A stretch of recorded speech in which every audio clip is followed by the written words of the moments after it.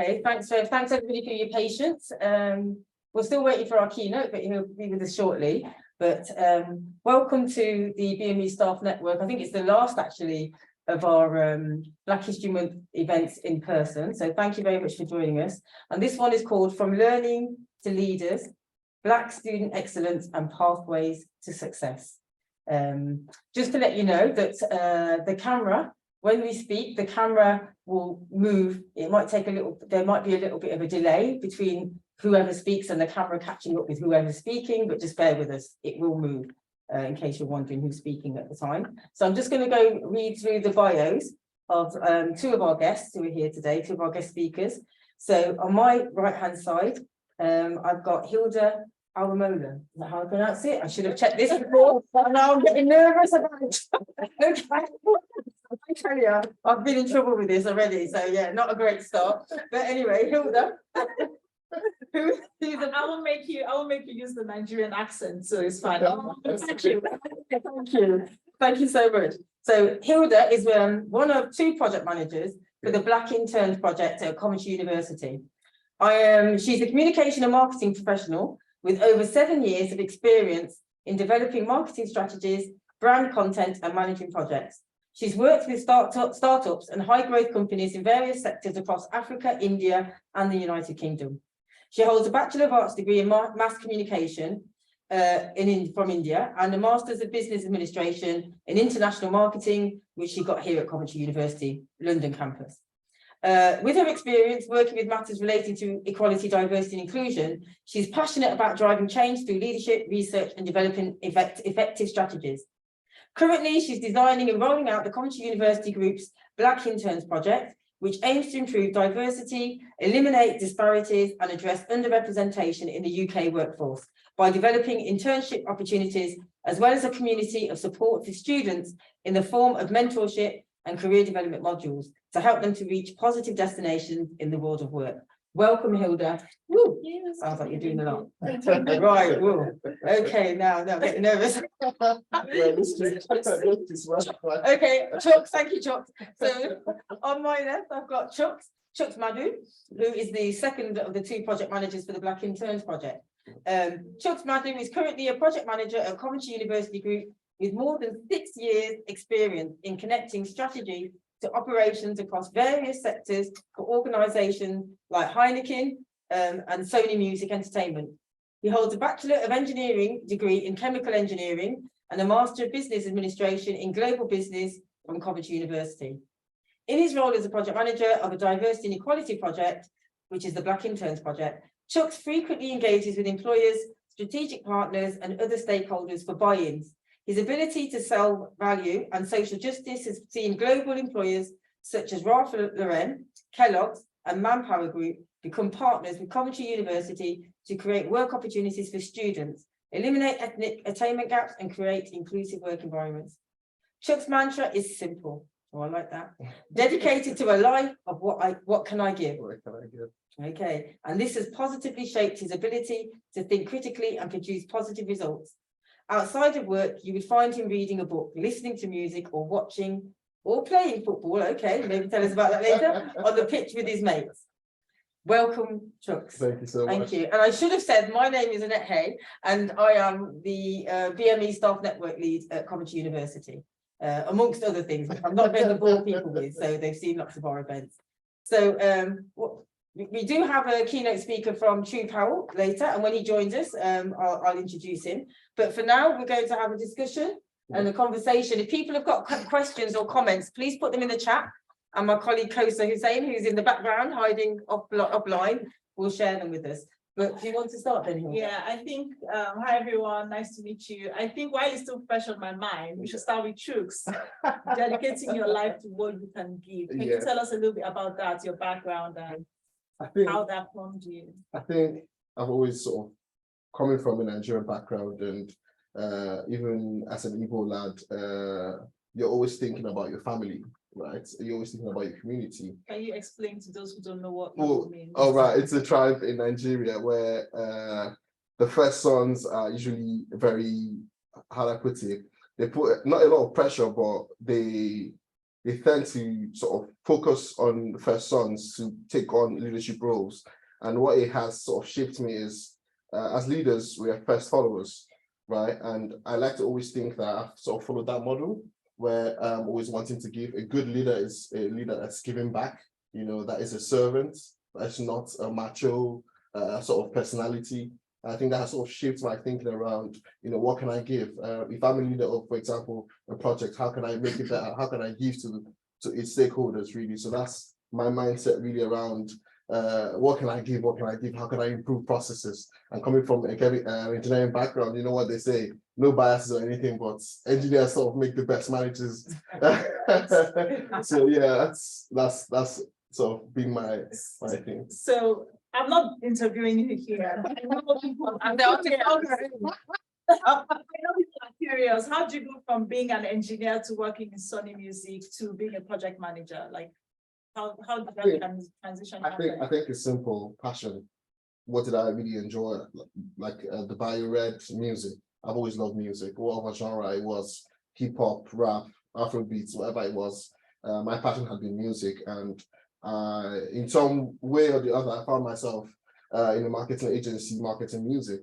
And one of our biggest clients was Sony Music, and they came on board and said, you know what, we want you. And I was able to sort of help them shape an audience, a key audience in West Africa at the time, help the likes of Spotify at the time, Apple Music, sort of look at how to sort of engage music lovers and music sort of listeners in that region as well. So that's really what I've been up to in that area. Yeah. Amazing. I'm just going to give a bit background about myself as well. Compared to Chuks, I'm the last child of 5.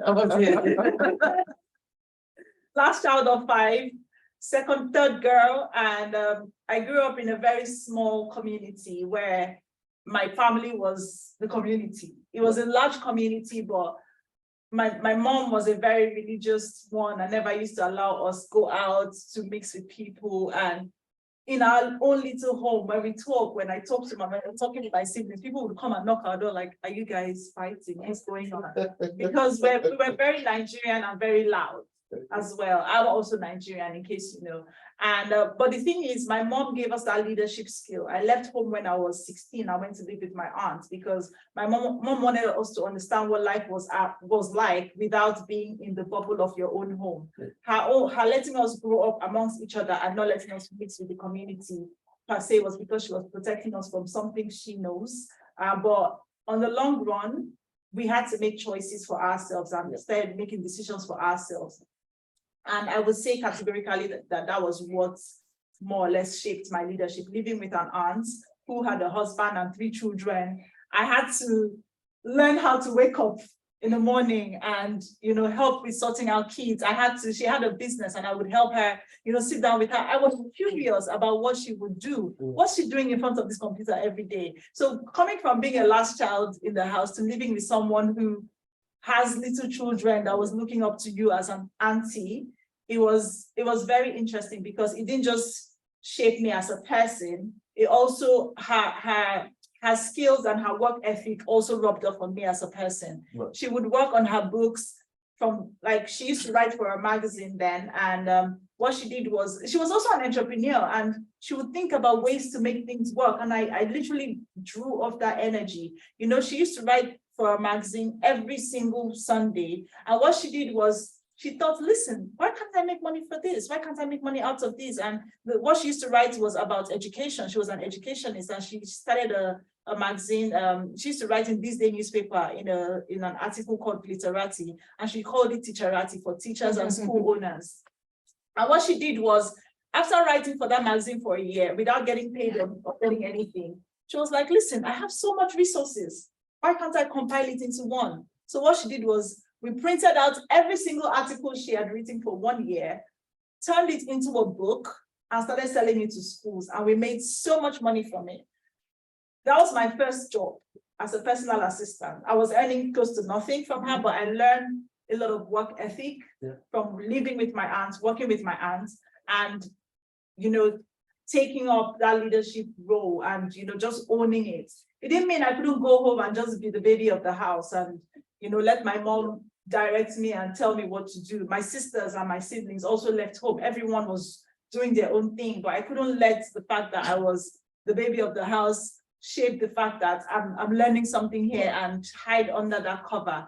And it was very, very interesting because from doing that and thinking off the top of my head, that's what led me to go to university in India. You know, one day I was just, you know, looking at it and I was like, what do I need to do? I need to do something different. I was in university in Nigeria, but I felt within myself that that wasn't what I really, really wanted. And I wanted to do something else. And, you know, I found this admission. I won't bore you with the story, but 6 months later, I found myself in India, living in a country with barely any Black people.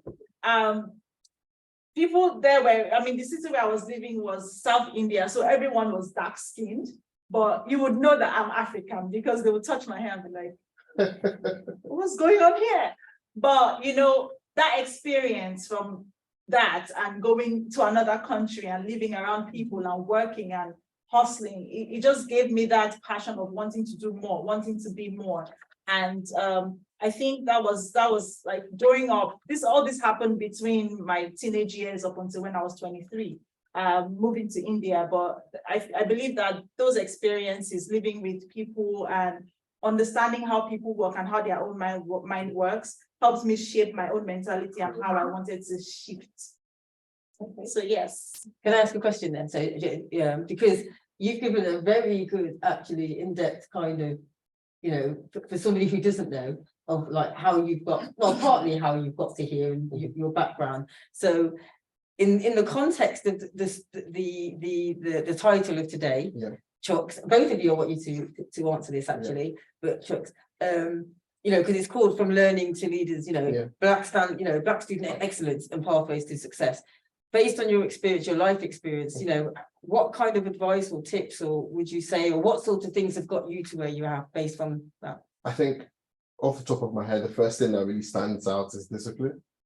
You know, I mean, I think you need to be very grounded as a student, especially as a Black student, you know, when it comes to learning, whatever degree you're sort of going through, if it's side jobs on the side, if it's jobs on the side still, you need to be very disciplined and have a very professional work ethic. Because I think what has been consistent for me, and obviously coming from my experience, has been that regardless of the job that I did it so well that it became the stepping stone onto the next bit as well. I remember my first stint, I had actually 2 stints at Heineken. The first was when I was a student before I became a graduate. And I was a chemical engineer at the time, or chemical engineer in training. And I worked in HR. And it was very unusual at the time. What's this engineering lad doing in HR, you know? And because there were slots and I couldn't make the allocation at the time, I didn't care. It was HR, fine. It's not my field, no worries, I'll do it. And I did an absolutely good job, I think. In fact, I did a job so good that it built my coming back as an engineer. So I've always found myself that regardless of where I've always said to myself, regardless of where you find yourself, always be disciplined and have that work ethic. If you're here, do a job so good that you stand out, you know. And as Black learners, I believe that when we naturally shine, you know, when you add that work ethic into it, the sky is the starting point, really. It's not even the limit, it's where we start from. Okay, did you want to? I think Chuks has said everything, but I think we undermine ourselves a lot, and there's so much transferable skills inside you that you don't know you have as a person. And I think for me, that's what has grounded me. I doubt myself a whole lot, because of where I come from and my background and all that. But when I see people who are very, very confident, I believe I'm just like, this person doesn't have 2 heads. Exactly. I mean, what am I doubting myself on? And then I look within and I see how much I have within me. So I think look within a lot of times, and you will find you don't need to go so far to look for what you're looking for. It's actually within you. Yeah. Okay. So in terms of, like, you know, again, especially the Black Interns projects that you're both working on, why do you think it's important to have a project like the Black Interns project for Black students rather than an interns project or interns projects for students from minority or whatever background? Why do you think it's important? I'll come to Chuck's and then. Okay, I think the research already shows it. I think the data shows it. There's a gap in attainment. There's a gap in progressing into paid employment, especially for black students or black people really. And what we're trying to do with this project is to become a conduit really to fix on representation into work. For black students is our stepping stone to give back. Personally, I feel like why this role resonates with me even more is that it is my way of giving back. It is my way of asking myself, what can I give? You know, and I'm putting myself into this role as in a way that we believe that, in a way that sort of feeds into a bigger picture for the society. With the attainment gap that already exists, the data shows here we can do more. Black students are more likely to sort of drop out. Black students are more likely to not gain what do you call it? A paid work, professional work after or upon graduation, more likely to be unemployed than their counterparts. And the science, the numbers reflects it. You know, and what we're trying to do from a talenting perspective is to fix that. And we're starting with the Black Interns Project. Obviously, coming from Coventry University, like ourselves, we believe charity has to begin at home.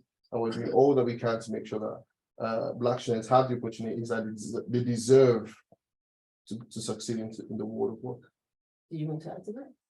Chuks has said everything. Okay, ask my question then. So in relation to that, so, okay, so you've talked about why it's important, you know, but do you want to say something about, you know, what do you think some of the causes are for some of the you know, and Chuks, if you want to come back to this afterwards, you can, but why do you think then that there is this attainment gap or awarding gap or, yeah, so what do you think some of the reasons are based on your, whether it's your own experience, whether it's your knowledge that, you know, things that you've read, you know, so what do you think the reasons are? I was looking at a research a couple of days ago, and research showed that more BAME students get into university than white students, actually. A research from 2017 to 2020. More Black, Asian students get into university than their white counterparts. However, the Blacks do not graduate as much as the others. Why? We don't know. And we might never know. But my guess is stereotype could play a big role. Stereotype from the general public. The fact that people might still believe, I don't know who, but people might still believe that this is a white country and give more opportunities to a white person, which is very interesting because where I come from, back in Nigeria, the people favor people who are not Nigerian more than people who are Nigerian because they believe that, oh, wow, you're coming from so far. And this white person, let's give this person a seat. People stand up for you. They give you more favor and they warm up to you, man. We Nigerians are like, what are you on about? Like, why are you trying to respect this person so much compared to us who it's our home country? But I think that's just people wanting you to feel like, oh, you don't feel off being where this is not your home. But we would never know why this attainment gap is there. We would never know why the workforce is really low. We would never know why. So based on what you've just said, for example, so yeah, I'm going to come to you in a minute. I was going to say, yeah. Yeah, do you want to say something? Yeah, I just wanted to say, I wanted to say that I think it could be some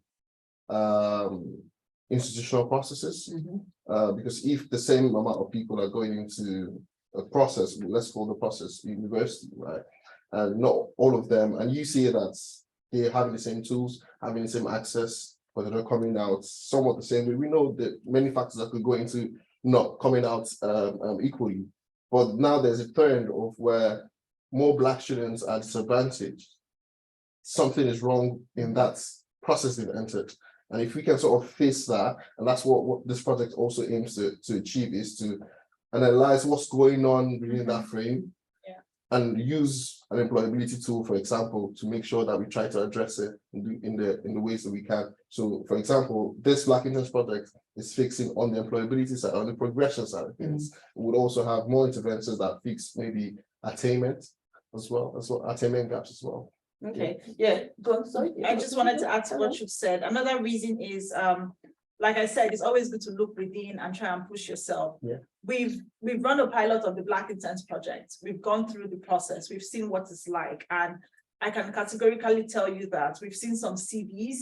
those CVs were great, but they didn't pronounce like to an employer how great it could be. You know, we had to call up some students and say, change this, change that, you know, and that's what we want to do. We want to make sure that we give students that support that they need, because they never know. I mean, a student might think, I'm good, I've had this experience and this, but they just might not know how to tailor it because there's so much happening. They're not good with, I don't know, you know, making their words sleek and their language sleek and making everything look nice on paper, but it doesn't mean that it's not within them, doesn't mean that they can't do the work.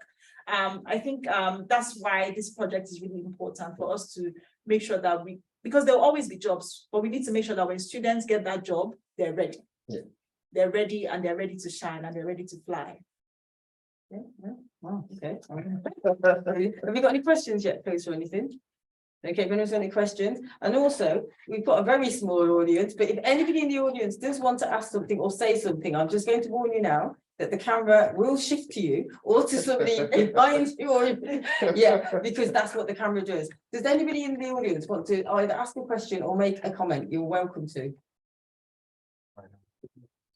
Okay, well, I'm just going to warn you, the person behind you does. So you'll probably be on camera now. So if he speaks, is that okay? Otherwise, you'll be shaking. If you're okay. So, okay, Julian, if you want to say something, because the camera should. Yeah, no problem. Firstly, hugely inspired by both of you. I've spoken to you offline about this project and everything it stands for. I'm completely behind. I think there's also a piece where if a Black person has got into an employer as well, how they can progress within an organization, because I think what's happened for a lot of Black people that I've spoken to is they get to a certain level but struggle to really, for those that want to aspire to be middle managers or even senior managers, to get to that next step. So I think getting them in a role is definitely a challenge, and one that hopefully the Black Interns Project can address, as well as the attainment gap. But also, how can we evolve Black people within organizations to strive to be in more, you know, more senior, more influential positions for those that want that path? Because I certainly find that I'm working with some outside of the university that they struggle to navigate themselves and get it to the next level. So it's maybe what the project could expand to be, I guess, going forward, to help those that have already got a role, but actually are struggling to make the progress they want. That's fantastic. Something we've done with an employer of ours for the pilot is we were fortunate enough to have obviously big names on the pilot, and with that we were fortunate even further to have a Black person in senior roles. And so the lady mentioned that she would be very willing to sort of support other interns that come in, you know, just to sort of let them see that they can aspire to be that as well.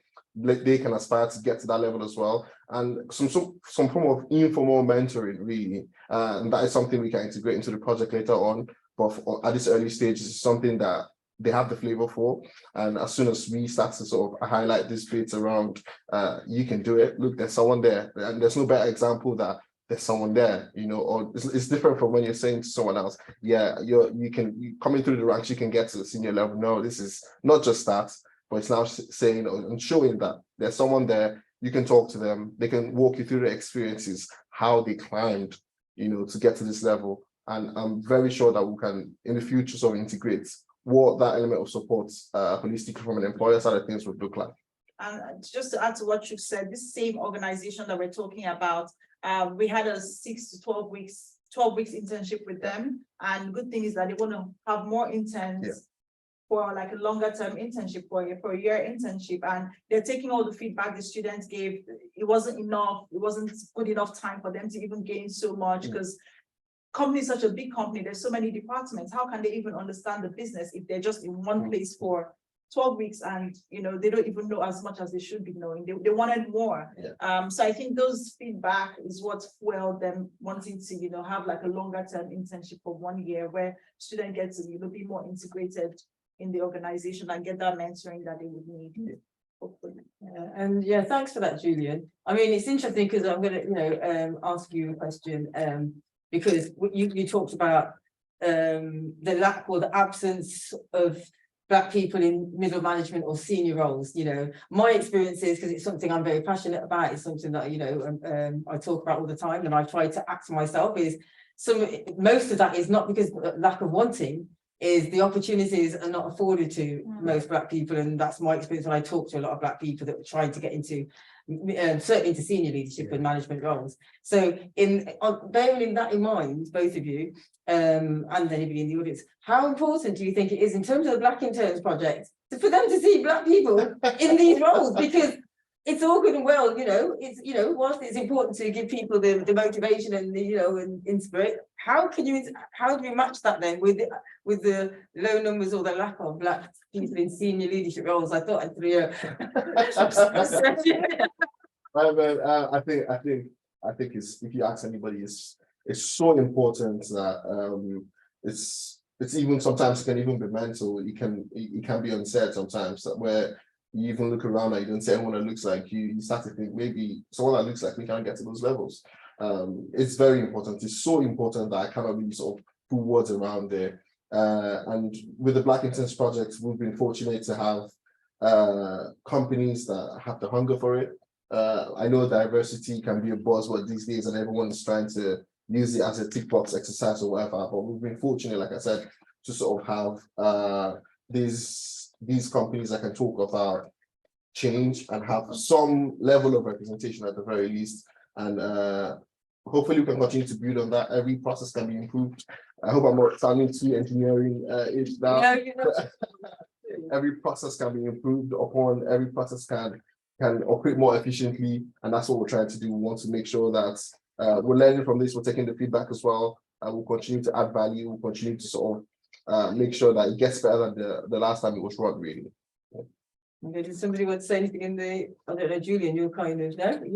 I guess just one point. I guess it's going back to describing your experiences, what got you today, and as Annette alluded to, this is about sort of, you know, learners to leaders pathway. One of the common denominators that you both talked about in terms of your inspiration and passion was family, and how important that is. And I think that's recognised for a lot of Black people in terms of where their initial drive and motivations come from. But I guess what role did, you talked about mentors, what role did any mentors or any other individuals that played a part in your journey to help get to this point? How important was that? Would you mind if I can, Okay. you can go. Are you sure? Yeah. Okay. Polite, I love it. I think a huge amount. I've been very fortunate. I would acknowledge my privilege, and I would say to Annette every time, I would definitely acknowledge my privilege. I've been fortunate to have people sort of direct me on the right path. I've been fortunate to have people I could bounce ideas off of. I've been fortunate to sort of have people look at me and say, no, I don't think you're doing this right. I think you need to tweak certain bits around your approach.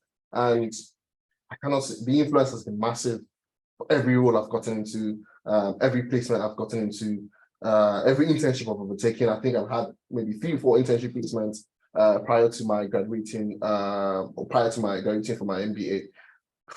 Massive impact.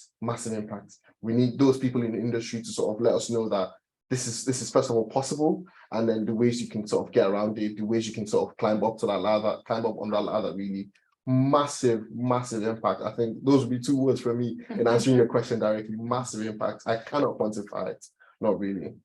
I think you did massive. Yeah. No, but we did, you know, but obviously it was quite important for you. For me, it was a different story, because even though I had a lot of family around me, I didn't have access to a lot of things. I didn't have access to private education. I didn't have access to television growing up. You know, we had to look at a lot of magazines and things like that. And that's why it was people who were around me, my siblings, my aunts. I would just listen to them. The way I was molded was, tell me something and I take an action. How did I get to India? One day my auntie was like, come, how much is school fees in India? Why can't you go? Because it wasn't like I didn't want to go to a university in Nigeria. It was a case of not having that access and resources to actually get that education that I needed. I was in one, but I didn't like it because it wasn't the kind of education I wanted for myself. I wanted something bigger. And it was she just had to say a word.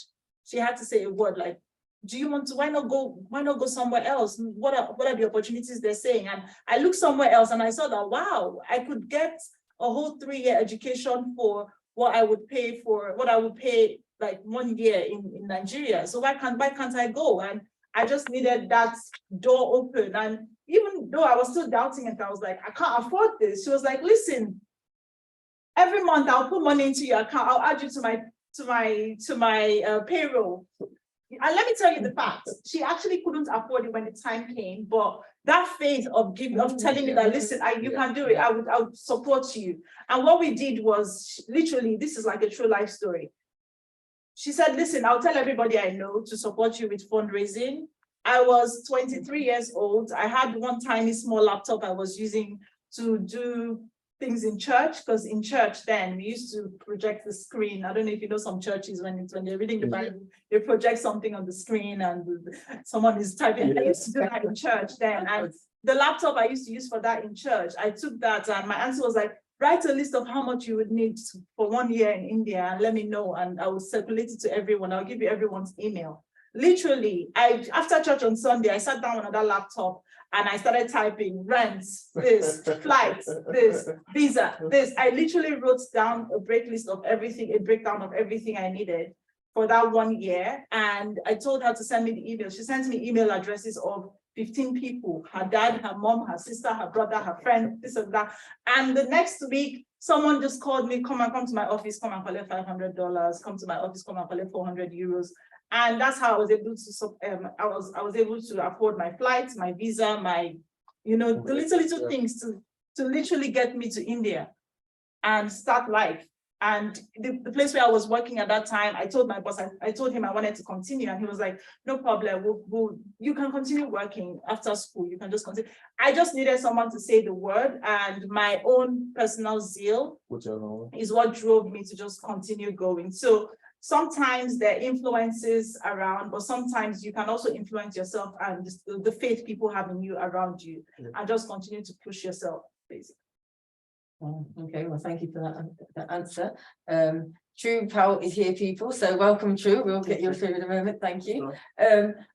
Again, do not feel obliged to answer anybody that's in the audience physically, but but I was just wondering, does it matter to you, even if you don't want to speak, even if you just give me a nod, in terms of like representation and having like people to look up to and things like that? Do you think it matters? We're talking about a Black internship project and activities, but does it matter that you also want to see Black people working in senior? 100%, and I feel like it's beyond that, just like just working in other spaces as well, like whether it be writers, I don't know, like, because it's like growing up as a Black person, when you think about making it, like especially as a Black boy, the first thing that comes to mind is what footballer and what a rapper. But then like there's like writers, there's people that direct movies, and like just seeing that is inspirational because it just opened up your mind. 100%. Yeah. Me and Chuck had this conversation, you know what? We had a separate conversation, we don't see each other all the time, just by the way, people see each other twice today. But we had a conversation today and we talked about, and Chuck, you might want to talk about it because it's not about me speaking, so you speak the conversation. Yeah, I think it was around influencing my decision to be an engineer during my first degree. And we were talking, it was about, saying about us looking beyond the stereotypical looking beyond traditional roles, because growing up, you see the first bit, you're going to be a doctor, engineer, accountant, the regular people. This is the regular. So these are the regular. For parents back then, what kind of board you want to do back then? Not for the parents, but for the young ones. Yeah. And so I remember explaining to Annette earlier today that my need or my ability to sort of even go into engineering at the time was shaped around people around me, people that I looked up to at the time. I had massive, very impactful engineers at the time, working at Shell, the top oil companies at the time. So in my head, drilling was a huge part of me. I want to be offshore, even without anyone impacting that directly on me. I always thought about, being offshore is fantastic. 2 weeks off, sign me up, I'm there. Do you know what I mean? And that's exactly what I thought about at the time. And growing up, what do you want to be? I want to be an engineer. I want to be an engineer. I want to be an engineer. And then I got into engineering. We did the fugacity. We did the derivatives. The whole law of further math and thermodynamics. It's getting tougher now. Do you know what I mean? And then, like I said earlier, passion has to come into it. It wasn't something I was very passionate about. I enjoyed it. I worked. I didn't not try it. I tried it out. I worked. I enjoyed it. But I had something else. My mind was on, and which is sort of chasing that marketing and music bit, which grew into something else, which was business really. It was marketing and then music on the side of it. Unfortunately, I was able to take that on and build from it.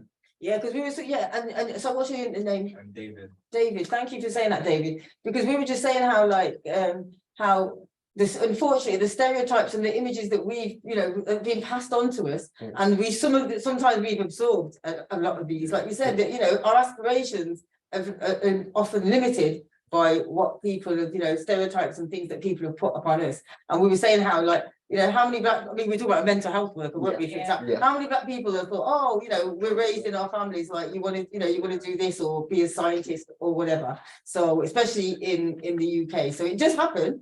But unfortunately, either the images things that are put in our heads by our families, or the wider society limits what we think we can do and what we want to do. Do any of you Can I just quickly jump in, because I love that you said that, David, because we was discussing this last night. So I don't know if anybody in the room knows Dean Forbes. If you don't, then you need to know. He runs a company called Forterowan, multi-billionaire. And what he wanted to do last night was bring together 10 iconic men from the UK. So we had Tim Campbell there from The Apprentice.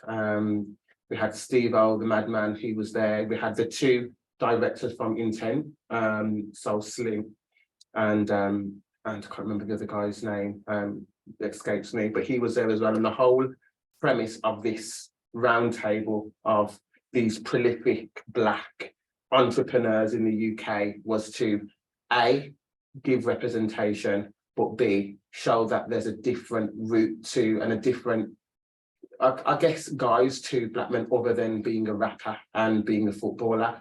And you can be successful as a black man in a different guise than being that. And that's what the whole conversation was about. And, we was there chopping it up until like 4 a.m, just having this back and forth conversation. It will come out as a kind of podcast episode, but it was just very, very interesting having that conversation surrounded by really successful black men. I don't know if any of you guys know Tim Armu. He's he used to run Fan Bikes, which is an incredible company, and he's literally just sold it for millions. 28 years old, started it in uni, incredible story. He was also there as well, giving his insights. And what was refreshing about this conversation and amazing about this conversation was we were all quote unquote normal black men that lived normal lives, that all grew up practically in the inner city.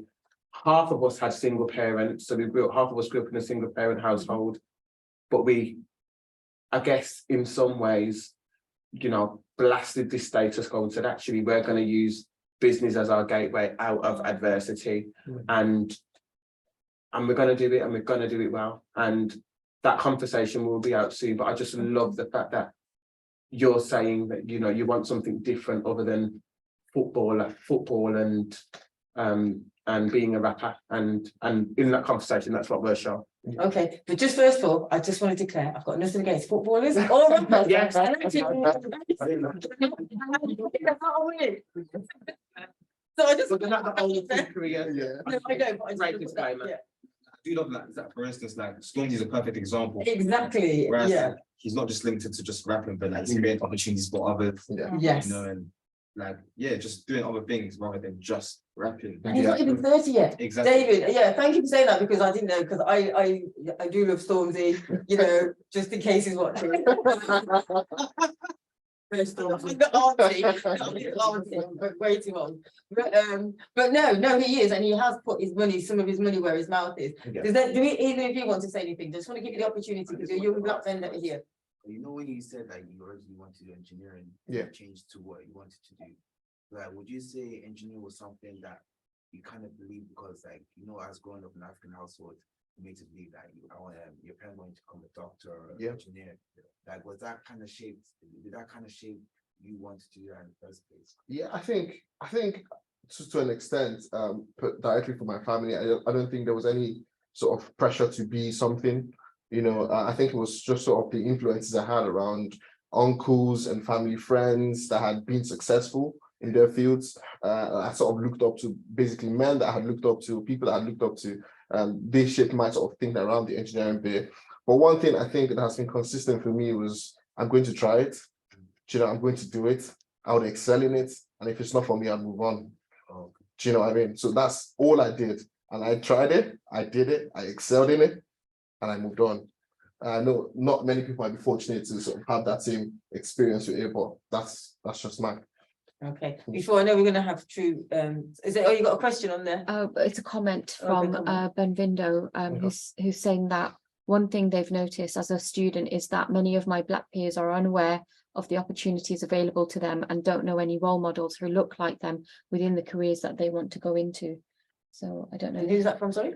Benvindo. Benvindo, okay, thank you for that, yes, well, no, thanks for sharing that comment, because it's really important that we hear that, and yeah, we completely agree, and it's a bit of a, it's not even a chicken and an egg, because to me, the chickens are laid, you know, so we're there in terms of Black, there are as True just alluded to, there are lots of Black people, Black men and Black women out there that are doing really well, but yeah, we're just not getting we're not getting the profile, we're not getting the promotions, we're not getting the same kind of outlook.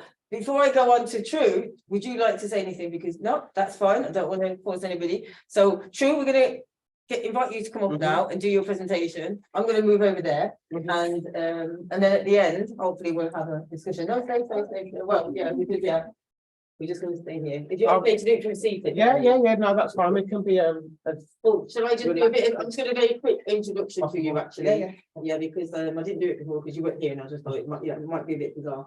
So I won't read all of this, but for those of you that are watching, so this is Dr. True Powell. So True is a multi-award winning personal brand expert and creative entrepreneur. He has over 15 years in enterprise, the arts and event, and is very passionate about supporting the next generation of entrepreneurs to get visible and build their personal brands. He's a creative and events director for Aston Performing Arts Academy and community interest organisation that exists to empower young people through performing and creative arts. Since the organisation's inception in 2004, the company has impacted the lives of over 3,000 young people in the Midlands. In addition, True is the co-director for the Multicultural Business and Community Champion Awards, an initiative that sets out to celebrate unsung heroes and champion diversity in the UK. I'm just going to end by saying he's also a business partner in the UK's first children's pamper salon, Candy Girl, offering pampering experiences for young kids aged 3 to 16. Oh, you have to tell me about that. I've got a granddaughter that might want to go. And is also a visiting lecturer for Arden University and Warwick University. Okay, so there's other things on here, but due to time, if you're okay for me to let you go. Yeah, that's fine. Wow. So welcome to, thank you. Amazing intro. Thank you very much. And thank you all for having me. I think I've just come here today really to speak a little bit about my journey, but more so speak about my journey being a Black man and navigating this sphere of business. And hopefully to impart some knowledge to you guys about how you can navigate your industries as young Black people, Black men, Black women, Black non-binary, whatever you want to see yourself as. And I think for me, it's really all about just being resilient and understanding the power that you have within. And it took me a really, really long time to understand that. I mean, even yesterday, when I was sitting at this table, and this was an incredible table of incredible, entrepreneurs. And even before I left, I was like, I had a bit of imposter syndrome. I was like, me, like, why am I being asked to join this table?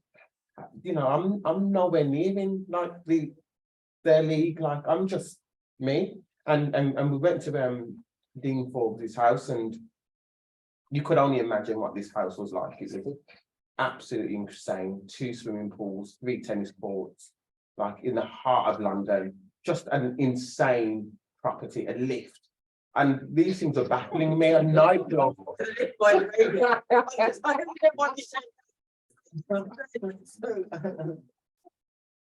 it was baffling me because I was like, how do you have a lift in your yard? Like, I don't understand. Like, it just, and it's probably one of those, and I'm not talking about like a stair lift, I'm talking about an elevator. Like, you press the button, the coffee goes off. Right, wow. And the point I'm making is, for me, I felt like I had to pinch myself. And then I had to give my head a wobble and be like, actually, you are true. Like you know your stuff, like you bring bags of value and look at what you've done with your life. And I think we often have to do that. We often have to give our heads a little wobble and be like, actually, have you seen my lineage? Do you know where I come from? Do you know what we've had to travel as people to get here? And once you understand that and you understand your power and you understand it's beautiful to be Black, it's powerful to be Black. There's so much power in knowing that you are Black because of our lineage and because of what we've had to overcome as a people to be where we are today. There's no way that you can't achieve anything that you want to achieve because you've come from a long line of powerful Black people. So I've just come to speak a little bit about my journey and how you guys can do the same. I started my journey way back when I was about 7. That's my twin brother and I. And yeah, no, we loved dancing and we loved performing. That was our thing. Like, you name it, we would be there. If just any talent competition, any dancing competition, anything theatre-wise, pantomime, we were there living it up. The only problem with that is we were born and raised in the inner city. So anyone that knows Birmingham, if you know Aston, you would know. Shout out B6. You would know. You would know that it wasn't the in thing, especially growing up in the 90s. Like, it just wasn't the in thing to sing and dance. You know, I come from a single parent household. We grew up in poverty, 3 bedrooms, 7 of us, 7 kids, 6 of which were boys. We had lots of love in our house. But we did come from humble beginnings, and me and my brother tried our very best to engage as much as we could in the arts, but it just wasn't a safe space. There was no safe space for young Black boys to want to sing and dance. It just wasn't it. So, but I remember us actually doing our own talent show when we were 7. And I remember this to this very day. I remember us finding like a broke down garage, like for 100 yards from where we lived. And I remember cleaning out this garage and gutting it all out. And I remember like laying bricks on the side because, I guess had to have somewhere to sit. We had to get them to sit somewhere. And I just remember kind of using this talent show as a way to platform young talents or spreading the message to the young people. I remember charging people, I think it was like 50 pence for them to get in. I was like, yeah, without the money, you're not coming in. I remember the songs. I remember particularly Fugees' Killing Me Softly. That song had just landed. And I just remember someone singing that. And I was thinking, wow, I love this song. And it's mad. And I just remember like looking back, and the garage was tiny, but it felt like a massive auditorium at the time. And I just remember that feeling of, wow, like I love this. And I say that because that's exactly what I'm doing today. I living out every single one of my passions that I started at 7 years old. I run events through the Multicultural Business and Community Champion Award. And that's coming up in a couple of weeks' time. I'm literally just not stressed, but I'm excited. And those awards are really special. It's something that I've created and I started, and it's grew and grew and grew. Huge brand are behind it. It's headline sponsored by the council have over 700 people coming. And it's a really plush black tie event. Any of you that know your stuff, I don't know if you know Sergio McDonald, who's been given an honorary award at the event, and Jamal Edwards, who's been given an award, but his mom's coming to collect it. It's got a few loose women there as well. We've got Miss coming to do a tribute for Jamal as well, and we did have Lady Alicia, but we would not discuss what happened there. Yeah. People will have to go read Yeah. the full bill of Yeah, Facebook. yes. And it's just an incredible event. And it's one that I'm really proud of, and you know, we can speak a little bit more about that. But for me, I was planning events at 7 years old through the talent show, and I'm living it today. I platform young people's talent. I was doing it at 7 years old, getting people to sing on this stage, and I do that today with my Performing Arts Academy. Really important that I platform young people's talent, really important that I work with young people, you know, show them, give them a space. I was that kid at 7 years old where I didn't have a safe space, and me and my brother vowed that when we grow up age, we are going to create a safe space for Black boys from the inner city to sing and to dance freely. And that's what we did. We created Aston Performing Arts Academy, and it's been going for 20+ years now, and it's an absolute incredible organisation, and one that I'll speak about a little bit later. And I also, obviously, I'm an entrepreneur. I was exercising my entrepreneurial spirit at 7 years old, through charging people to come in my talent show. How much did 50 you make pence. Oh, probably made about a tenner, I would have thought. That's a lot. That's a lot. You know what you put salad like Harvey? You know how much blackjacks that brought me. Like that, you know, it went far. But yeah, I'm very entrepreneurial throughout my career, and we have a children's salon, and we're about to open another 2 within the Midlands, and then we're looking at franchising it, which is a great concept. And then obviously we commercialize our Performing Arts Academy as well, which is very unusual for a social enterprise to do. And I'll speak a little bit more about that. And just throughout my career, I've been, you know, really entrepreneurial, and just any way that I can make money, I will make money. When it was in lockdown and I was like, well, my business was closed, I was like, what do I do? And I kind of wellowed for about a couple of weeks thinking, oh my God, my life is over, they're going to take my house. Oh, what we're going to do, my kids are not going to get fed. And then I was like, you're True Powell, like, fix up. I did, and I launched a consultancy-based business. I remember just recording an online digital course. It took me about a day to write it and about an hour to record, and I just recorded it on Canva, me just sitting in front of the computer.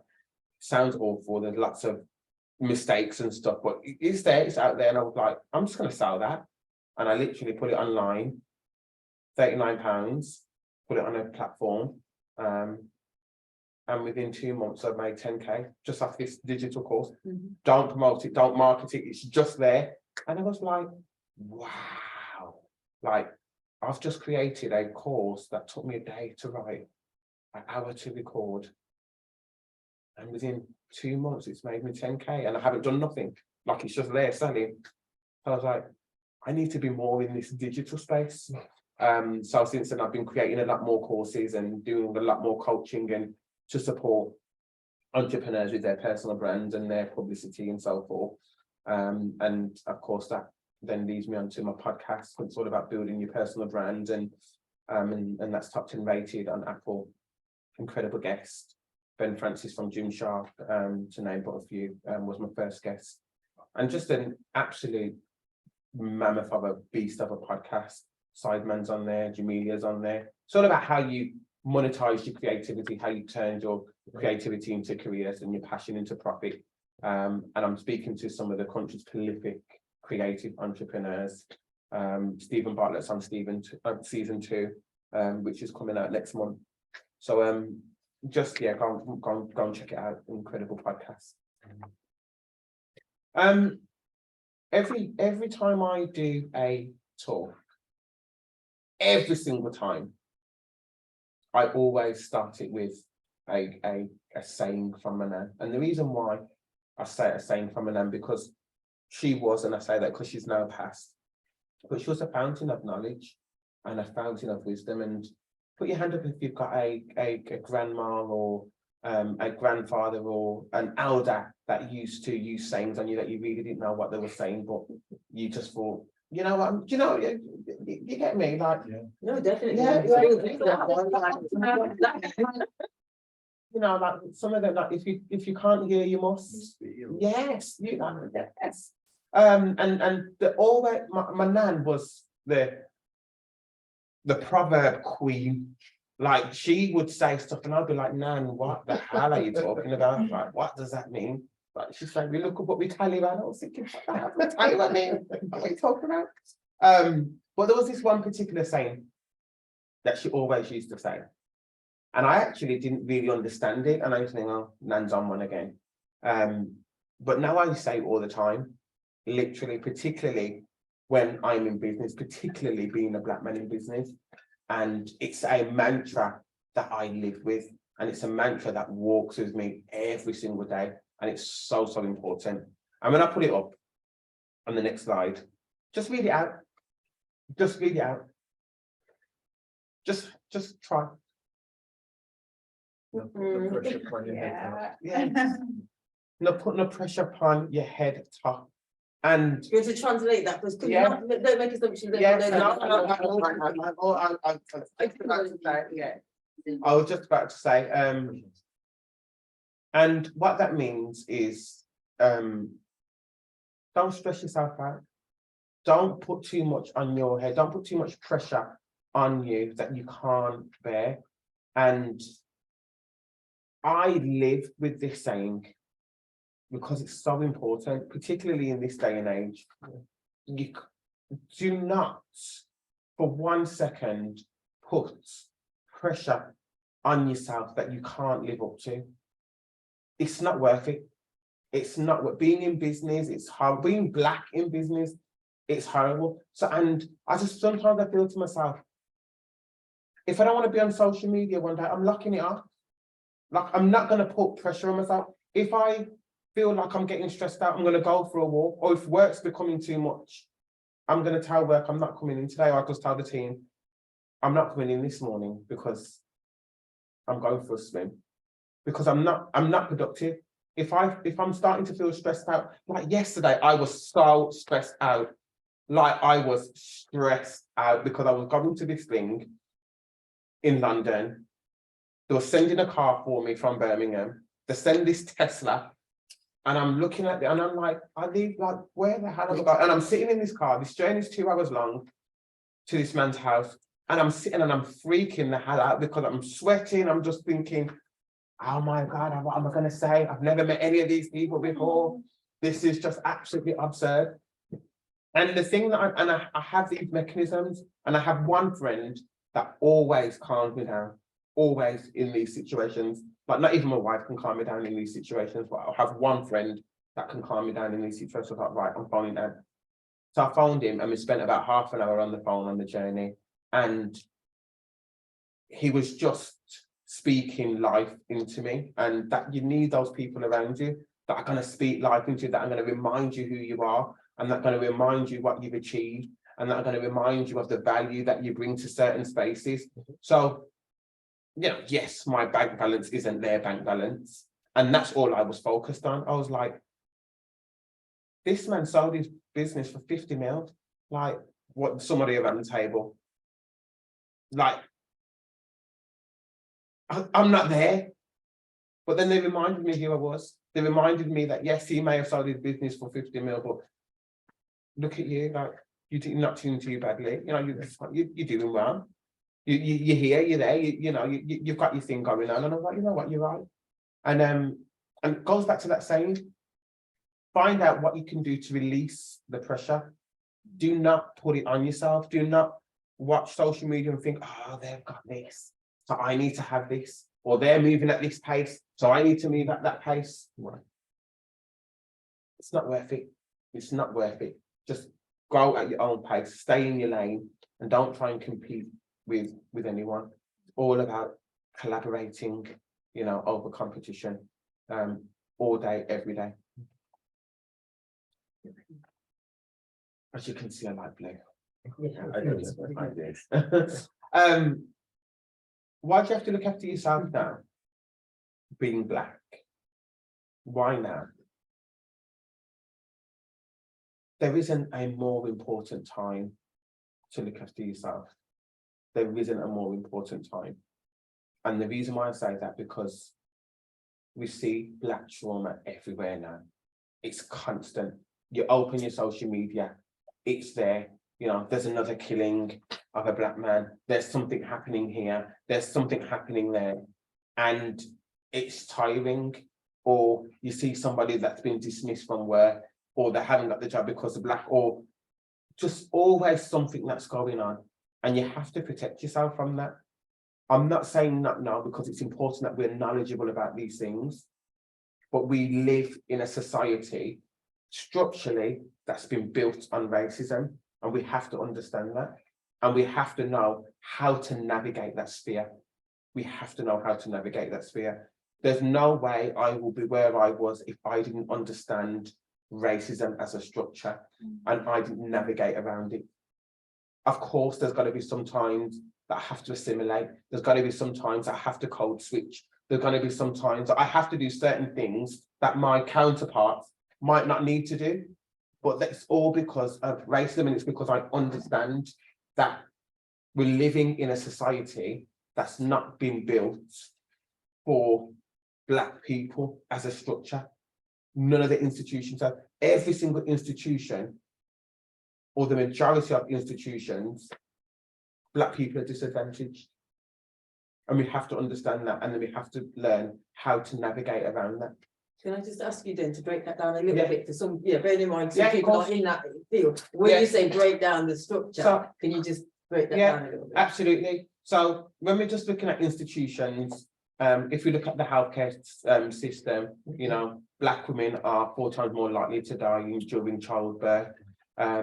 Black men are 5 times more times likely to be detained under the Mental Health Act. When we look at schooling system, you know, black school kids, the education system are 9 times more likely to be excluded.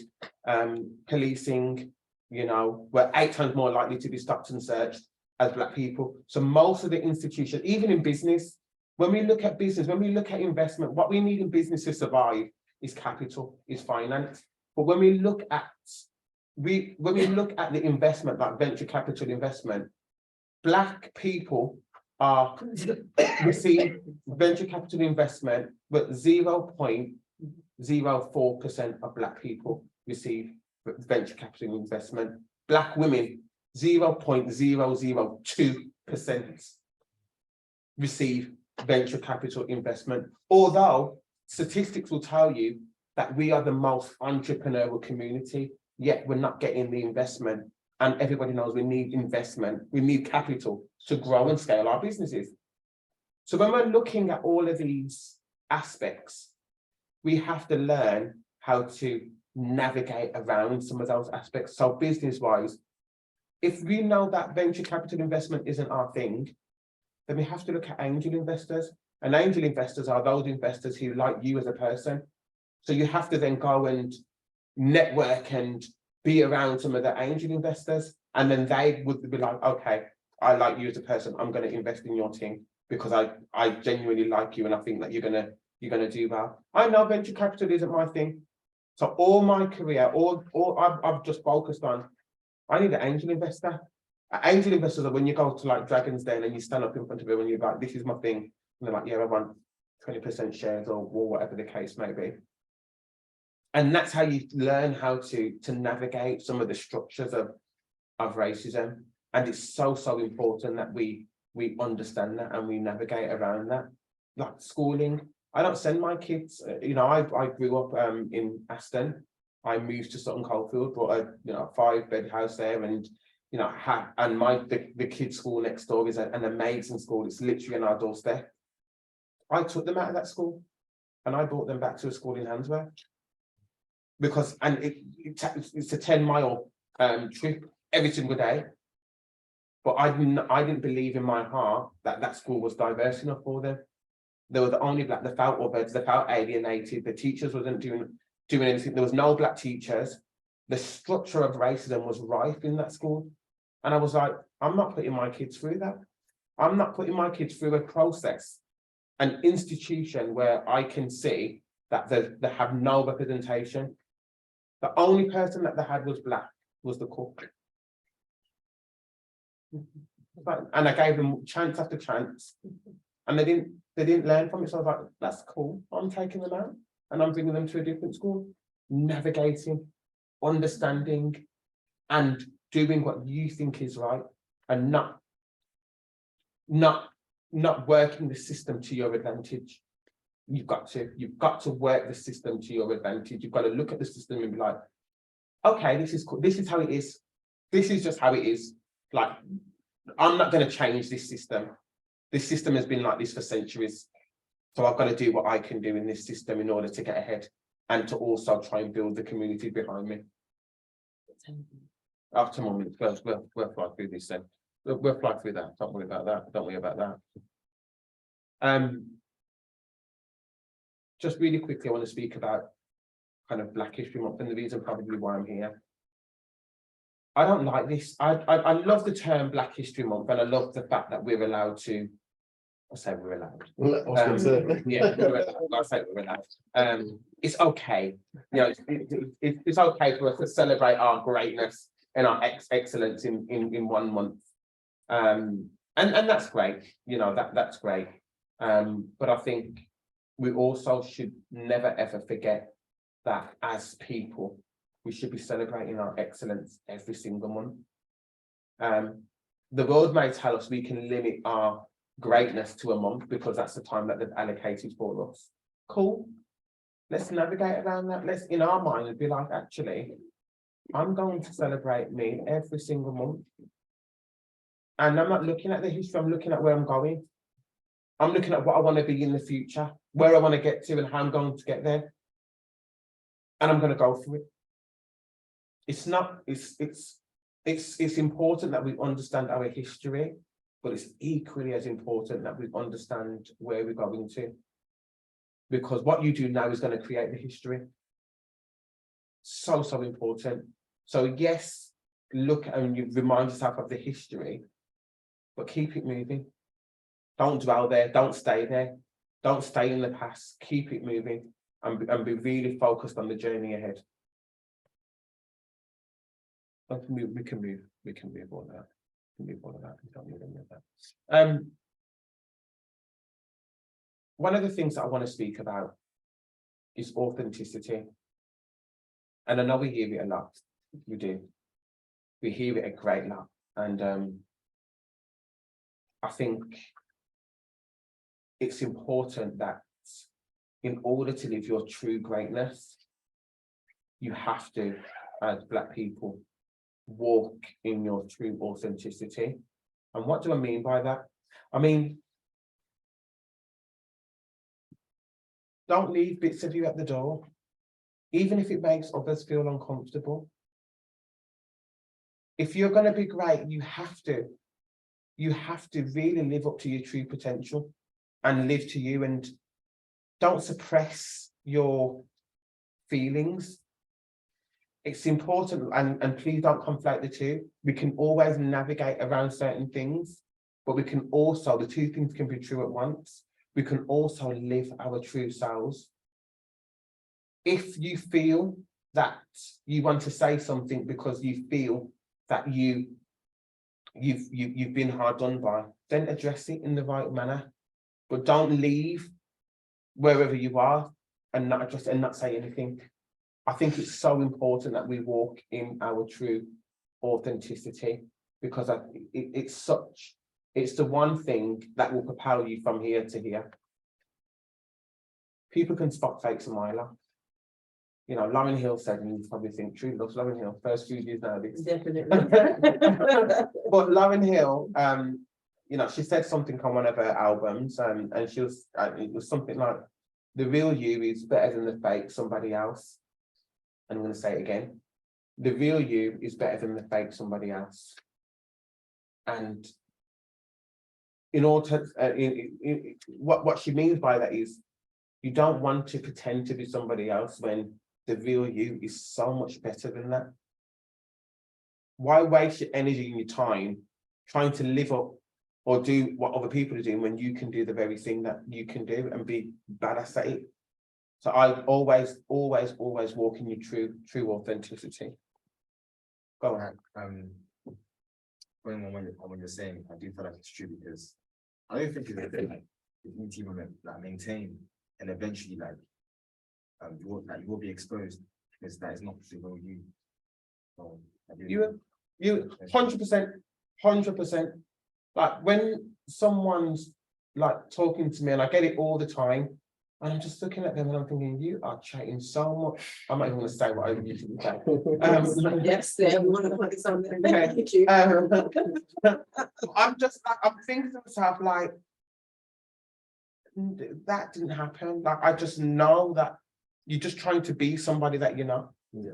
And I've seen the people that some of these entrepreneurs try and be. Look, I think entrepreneurs is the border. I don't even like really calling myself entrepreneur, and I hadn't done it since probably 2 years ago. I was like, okay, yeah, true. You've got all these businesses. You're an entrepreneur. Like, just stop trying to hide from it. But before that, I was just like, oh yeah, I've got a few different businesses. I didn't like the term entrepreneur because I feel like it's such an overused buzzword, and everybody thinks that they're an entrepreneur, and I'm just like. And sometimes I'm like,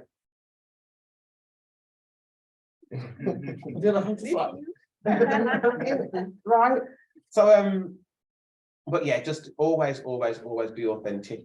And it just brings me to this point. And you know, the slide that you seen before that was my cousin, and just really quickly and trigger warning, and probably the reason why I do so much work in the black, you know, in this black space, was he was murdered in police custody in 2003, and in the same way that George Floyd was murdered, and that it's been very, very grueling for my entire family. You know, it's been such a difficult thing to overcome, and unfortunately, we have never seen justice for his death. And you know, he's never been in trouble before. He was an absolutely law-abiding citizen. He was suffering a mental health episode. And, you know, my aunt called the police and they just made assumptions completely by his skin color and just treated him inhumanely. You know, before they even said anything, they just hit him with the car, beat him with the baton, CS gassed him, all these mad things. And I say that because I have to walk with Mikey with me in every space that I go into. I can't leave him behind because that injustice is a part of who I am. That, you know, that trauma is a part of who I am. I can't leave that at the door in the spaces that I attend, in the meetings that I go to, in the conversations that I have. I can't leave that understanding that this injustice has happened because he was black. And I'm black, and you know, we both share the same surname, and so I have to take that with me, and it forms part of my experience and part of my authenticity. And it's probably Mikey that led me to this decision, where at the beginning of this year, I was like, actually, I run this performing arts academy, and we're performing at all these events, corporate events. We had a really strong commercial arm, and I'll be finishing up in a second. And what we realized is, or what I realized rather, is that we were performing at all these events, and believe me, we were doing everything. We was at Selfridges for 10 years, and the Bullring, and the Chamber Awards, and Birmingham Awards, and every single award or event, you name it, we was there, giving it large and giving it all, and being the preferred corporate entertainment supplier. And you know, that was great. It was getting paid a good wage for it. It was amazing. The problem that we had, or the problem that I had, was there was no black people in the audience. Not one. So we go into these big award ceremonies in Birmingham that are billed to celebrate the great and the good of the city. Birmingham, which is 49% non-whites. We get there in a room of 500. There's no black people at the seats. There's no black people in the, you know, as lawyers, solicitors, directors, CEOs. But the black people, and this is no disrespect to any other career, was the cleaners and the waiters and the entertainers. And after a few years, I had a problem with that. We wasn't being progressive at all as a city. And I was like, actually, I don't want to participate in this rhetoric. So unless you get black people at your seats, we're not performing. This is our stance, like it or lump it. That was me living my true authenticity. That was me saying, actually, I'm going to put my money on the line here. I'm going to put my bag on the line. If you are not going to be diverse, if your events are not diverse, then don't expect me to come and perform. Don't expect my team of young, black, mainly, aspiring people to come and perform in front of an audience that doesn't look like them or doesn't represent them. And you know, some people like it, some people don't. You know, on the one side, I had people saying, "Oh, Drew, you're amazing, go for it." You know, I had bare people messaging me saying, "Yes, Drew, like I love this. This is actually incredible, insane. We're always you." Even like celebrities and stuff. Like I had Crept message me and say, "Yeah, like this is big. We love what you're doing. Keep it up." Like, and then the other side, we had people saying, "Go back to Africa."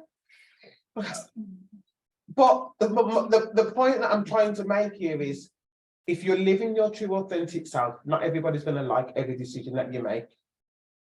Whether it's in business, whether it's in uni, whether it's at home, whether it's like, not everybody's going to like the decision that you make.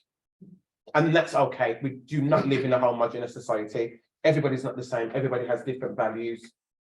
So yeah, I'll leave on always live your true authentic self.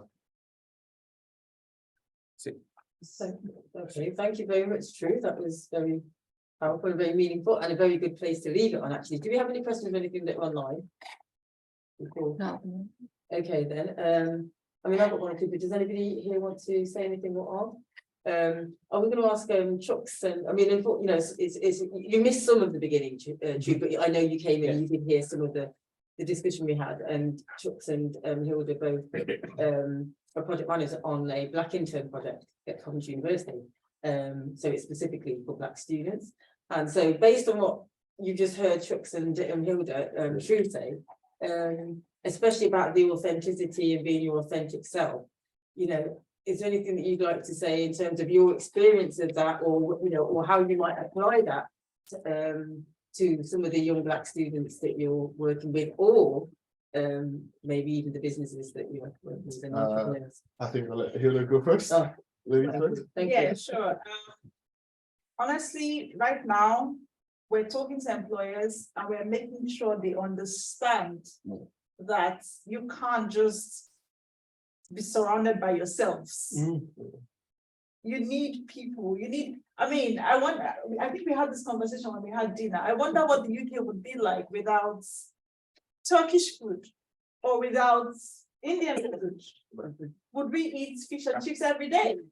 Or bacon and... I'm not saying anything, just later. I'm just saying, imagine what it would be like. No Chinese food, no pepper, like, jollof rice. That's what's making this country interesting. That's what's making it what it is. You know, and you know, we can't be bland. And you can't continue living life like that. You go out there, you eat Turkish food, you eat that, and then you go back to your office and there's just you guys there. So we're trying to make sure we're encouraging more employers to hire more Black people, make them see the reason why they need it if they don't know the reason why. And of course, like I said earlier, make sure that we empower more students to, you know, walk through that door and, you know, be able to own that job and get it. Okay, thank you, Chucks. Yeah, I was going to add to that, and even with what we've sort of been talking to employers about, and one of our overarching aims of the project, besides just giving internships, just supporting, and I use the words just because it's not enough, has been an element of support in terms of community. And that was what I think Joanna asked before around seeing representation, even at the high levels, and it cuts across even lower levels, across the level where you're at, as seeing people sort of, how I put it, sort of having that common feeling where I don't need to code switch because I'm amongst my people. I don't need to be somebody else because I'm home. Do you know what I mean? And it's something that I think we need to encourage more people to go into the workforce thinking like, you know what, if I pull out my egusi and fufu at lunch, deal with it. Do you know what I mean? That's my lunch. Deal with it. You know, and it's the same. And we have to, like you mentioned, it will make some people uncomfortable.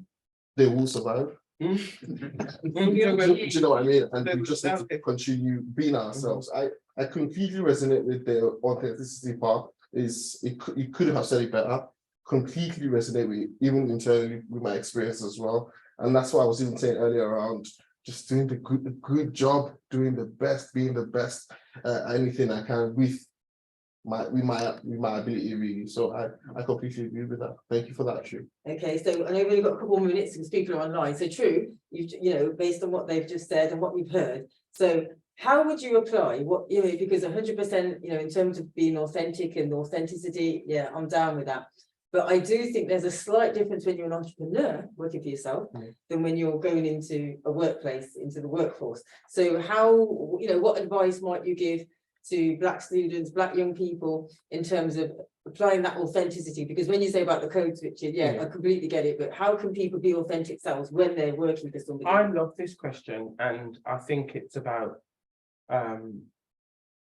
really challenging if you don't feel that you can bring your authentic self to work, then you respectfully challenge your work, you know, management. You know, I say this all the time. My daughter's 19 and I know you might are probably thinking how, but my daughter's 19 and she works and we was having this same conversation, and I was like, well, where's your ERGs? Like, and she's like, what's that, Dad? I was like, okay, it's your employee resource groups. Like, you should have a group where you can go to amongst your own peers that look like you, that you can sit down and talk to and talk about your challenges and speak about your experiences and stuff. Like, where is that? Because that helps you bring your full self to work, because you're sharing some of those experiences. And she's like, oh, we don't have one. I said, the first thing you do tomorrow is you tell them that True Powell said you need an ERG in the workforce. And she did, and she went in and they're looking into it, which is incredible. But I say all the time, like, just practically, if there's an ERG in at work, engage in that. If there isn't one, tell your employees that they need to create one. And just bring stuff into work, like your cuisine and your cultured food and stuff like that makes you feel that you can bring your authentic self to work, and try not to think, oh, try not to president other people's feelings over yours. Like, I'm not going to bring this in because, you know, people might not like the smell of this, so therefore I'm just gonna have my bacon sandwich. No, bring it in, and they would deal with it, they would live, but always try and bring your authentic self into the work. Yeah, no, thank you. Thanks for that, True. And yeah, so we have, I mean, in the UK, a lot of them are called staff networks. So only in universities they're called staff networks, but I do know about employee resource groups, and I'm sure that, for example, for some of the students, they will have I don't know what they call them, what do you call them? I'm not exactly sure myself. Societies. Thank you so much to the society.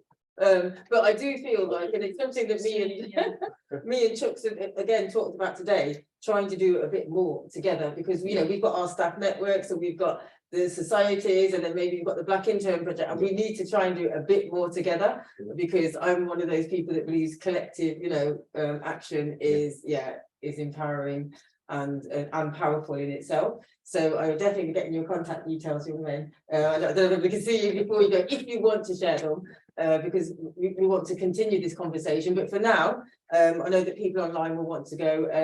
Thank you, True. Thank you, Chucks and Hilda. Can we do a round of applause? Yeah. Yeah, really appreciate it. Is this being recorded, Professor? Okay, so this is recorded. It will go on the BME Staff Network YouTube site, and yeah, we'll send you a link if you're online, and anybody here who gives our details, we'll show you the link. But thank you, everyone, and have a good evening. Thank you. Thank you.